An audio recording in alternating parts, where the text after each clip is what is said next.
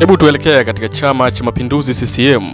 Katibu wa itikadi, uenezi na mafunzo wa Chama cha Mapinduzi CCM, Amos Makalla, amesema kutoonekana kwa makamu mwenyekiti wa chama hicho bara, Stephen Wasira, ni suala la ratiba na si vinginevyo kama inavyoelezwa.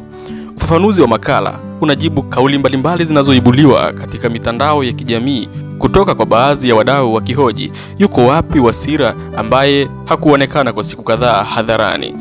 Baadhi wamekwenda mbali zaidi na kusema pamoja na kutoonekana majukwani, hakuonekana hata katika msiba wa makamu wa kwanza wa rais na waziri mkuu mstaafu Cleopa Msuya.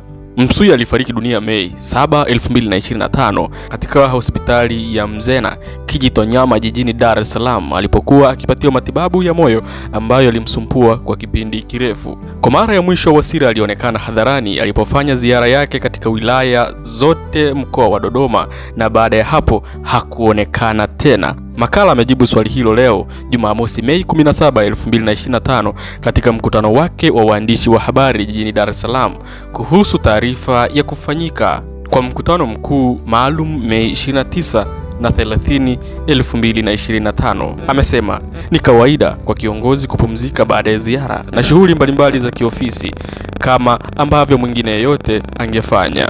Ni mzee, hana jambo lolote, kwa hiyo ni ratiba.